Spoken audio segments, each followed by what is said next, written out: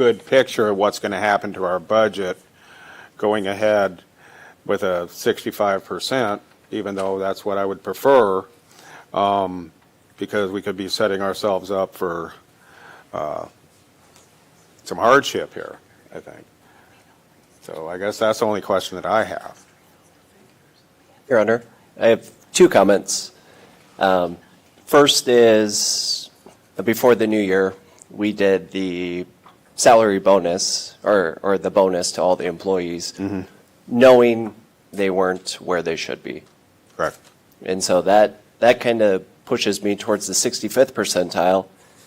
And the second thing I would say is, as we look at these comparable communities, the 17 of them, it's real easy for us to justify that we aren't Johnston, we aren't Grimes, we aren't Burlington, but we need to realize those are the communities we're competing with for high quality caliber employees. So we do a good job of lumping ourselves together with those communities that best fit our size, that most look like us, but in reality, we're competing statewide. And Chief Tepper talked about that in the annual police report, too. So for those two reasons, I would lead or lean towards the 65th percentile, but I understand the budgetary concerns you bring up. Do you have any other comments? Your Honor, if I may. You may. I would have to agree with Councilman Kell that, we gave him that $1,000 bonus last year. This year we took it away from them when we raised their health insurance. I'd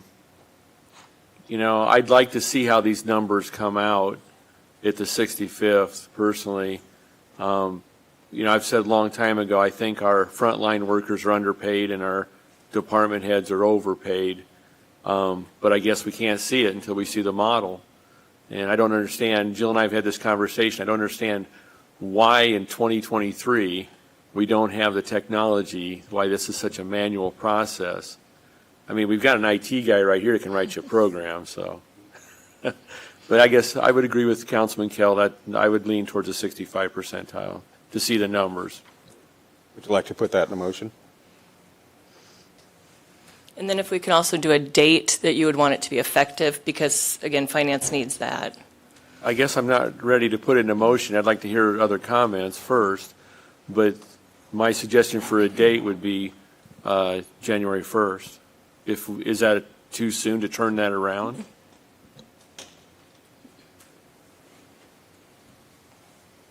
Jeff, do you have any druthers? No, I could be talked into either, but I would support 65% if the majority of the council wanted that. Al, do you have anything? Gabe?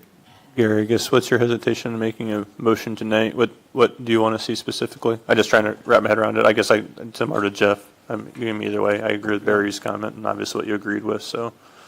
I just didn't want to make the motion until everybody had the chance to put something in. I just didn't want to shut somebody off. But Jill, what is the timetable for you to manually do this and come back to us? Because then we've got to, see the numbers and talk some more. What is the fastest you could implement this? That would be Diana's team doing that, so I'd have to defer to her on timeline. I mean, does January 1st give you enough time, Diana?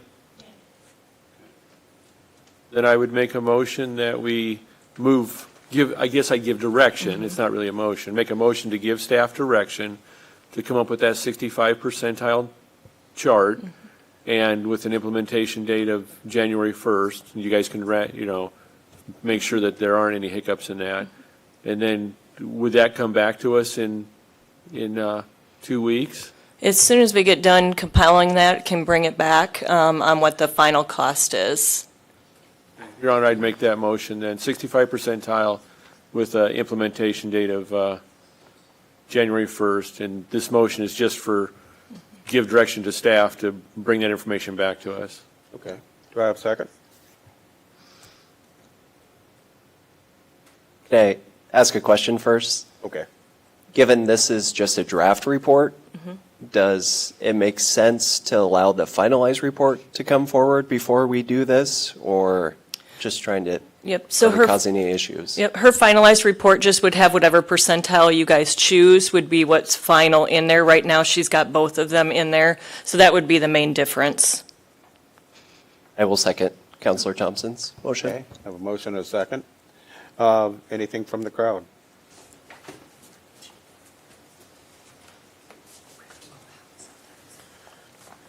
Mark Eaton, 1007 South 10th Avenue. So as far as I can remember from reading all the data, our payroll is about 10 million something, and we get 6 million of something from property taxes, and then the others are funneled in through transfers from road use tax and other stuff. We have a $200,000 hole in our budget. Don't know what's wrong with 50%. I'm a business owner. If I compete against Emerson, there's no way I can pay Emerson salaries. I don't care how much I want to. I have to live within my means. So I don't know what's wrong with 50%. Thank you. Sorry, Mark. Hi, I'm Rebecca Gerling. I live at 406 Newcastle Road. I'm kind of unprepared to, speak, but as you can see, I work for the Marshalltown Municipal Transit. I'm new. May 1st, you all, thank you for my job. I appreciated it. I needed it. I actually like it. But it is a very high stress, very difficult job because we have 3 actual drivers. I also worked at Iowa Works, Workforce Development, before this job. It was my job to help people find jobs. And I can guarantee you, I tried very hard to actually get people to apply for the very job I ended up applying for. I also, after I began this job, went up as a representative, and I spoke to probably over 100 people in one day. I got one person who applied who was not qualified or ready for this particular job, unfortunately. We do not, the pay is too low. That's what I hear from everyone. I would challenge every one of you to please get on a bus and ride it, just a couple routes. We've already lost 2 routes. We're under incredible stress. We're trying to cover routes that we no longer have in the routes under time restraints, and we can't do it. We need other drivers, and the only way we're going to get other drivers is if we raise the pay rate. It is low, and it needs to come up significantly.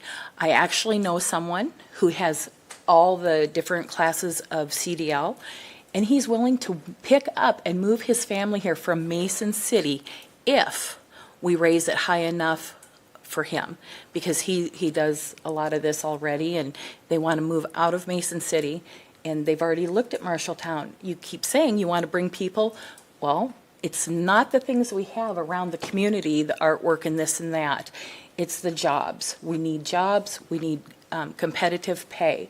Please seriously consider the 65.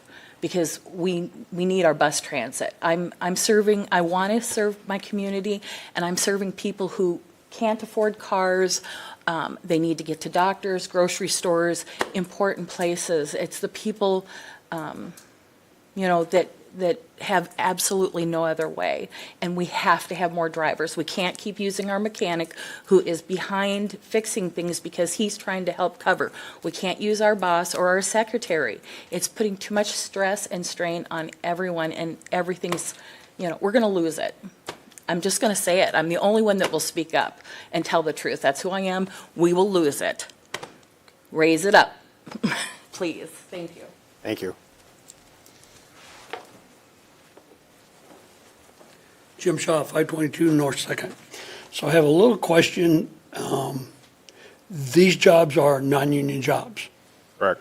okay? I was a union employee for 38 years, and I know that all of your union employees their wages set in their contract. Okay, so how much is this going to raise their boss's pay? How much is it going to raise? What? I assume these guys are all in charge of some of the union employees? I'm thinking, when I was looking through it, I was just kind of averaging around $1,500. Okay, because, last thing that we wanted when we were union employees, you hear that the dumb foreman over here, they just give him, 25% raise, and you got 3. So that's kind of my concern. Thanks. Thank you, Jim. Well, let's have roll call. Lottie Hoff, Yes. Schneider, Yes. Thompson, Yes. Hoop, Yes. Isom, Yes. Kell. Yes. Okay. Item number 2 for discussion is strategic plan update, second quarter.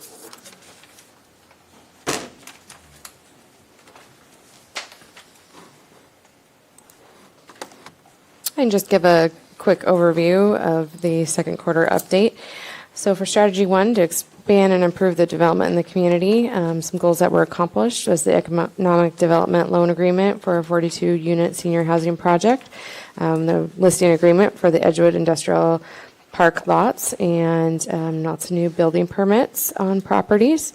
For strategy 2, enhance Marshalltown's public image, there was a $40,000 rebuild Marshalltown tree grant for State Street trees. Internally, we've issued a communications plan. The Veterans Courtyard Pocket Park project was completed. The stump and ash tree removal from the parks and the right-of-ways was completed. The Stormwater Advisory Committee was established, and all the seats are now filled. And we had submitted the application for $4.3 million for the lead hazard reduction grant and $700,000 for the Healthy Home grant applications.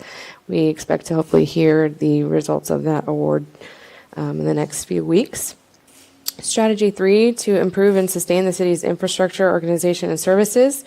We have completed the budget process for this year and the amendment.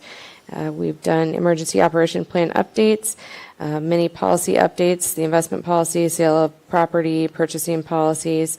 We've completed disposal on multiple vacated alleys, completed the annual city fee schedule review.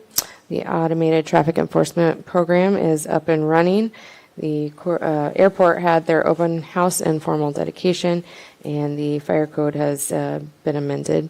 For strategy 4, partnering with citizens, for-profit, nonprofit, and others to improve quality of life, we have completed the operational agreement with the Marshalltown Central Business District.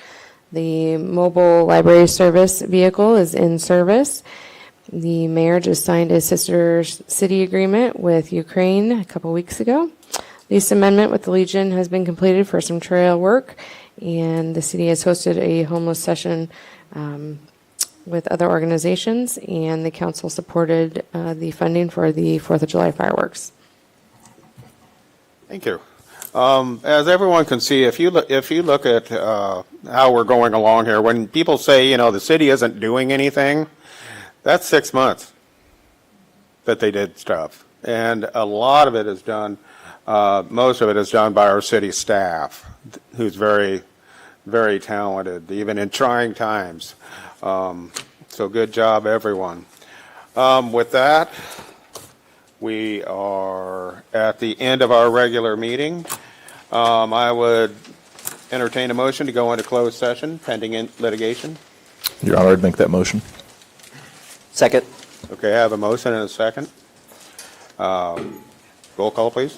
Before we do that, Pat O'Connell, Lynch, Dallas, I'll just give you my opinion in open session that the purposes of this is under Iowa Code Section 21.51C, and there is a pending litigation matter, and it's my opinion that you can lawfully go into closed session under these circumstances. Thank you. Thank you. Okay, roll call. Hoop, Yes. Isom, Yes. Kell, Yes. Lottie Hoff, Yes. Schneider, Yes. Thompson, Yes.